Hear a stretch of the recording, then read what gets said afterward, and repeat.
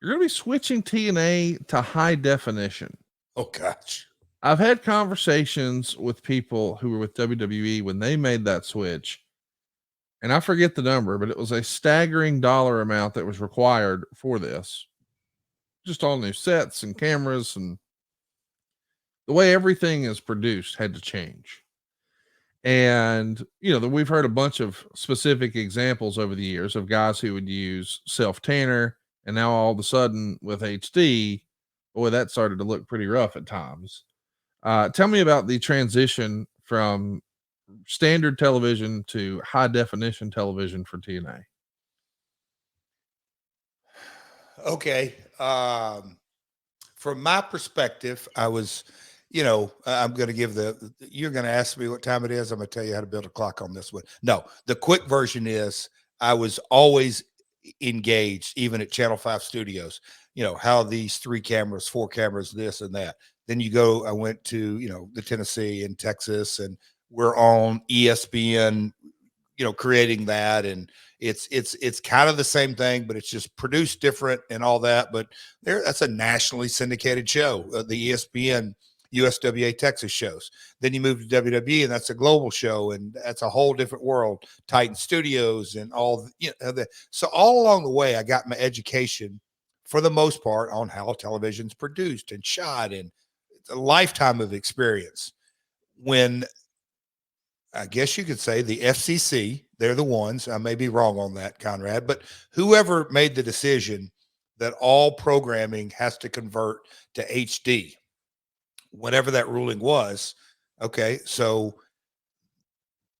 an NBC, a CBS, all the networks, or a high ranking TBS, TNT, that those guys, they got the money to convert in its normal course of business. When you get down, Spike is a second tier network in the Viacom family, but then you get down even lower than that.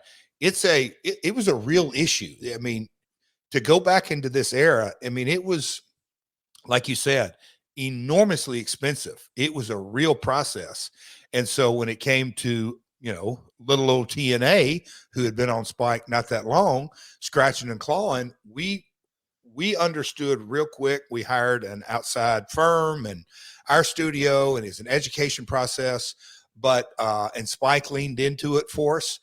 They helped on certain levels, but we had to redo our studio, a studio that wasn't that old, but the conversion was very expensive. And it is something that when you go back and see the library today, folks, if you see bars on the sides of any kind of film, that's standard def, Yep. shot in standard def. And so when you had to convert everything, it just changed. It changed everything production wise. And so I'm glad nowadays I got to walk through that process. That's where, certain guys that are in this business now, I got the education, the hard knocks education, but also there's so much more than just going to the ring and ding, ding, ding. As a talent, you got to understand production. If you don't, you're incomplete talent. Yeah, Connie, very expensive, a huge step for us. Spike was very good with us and to us during this time frame, because they kind of understood also on their side, we can't have a primetime programming that's at the top of our food chain in standard def. We've got to figure this out and figure it out. I don't say kind of quick. We all had notice, but it was a process getting everything upgraded.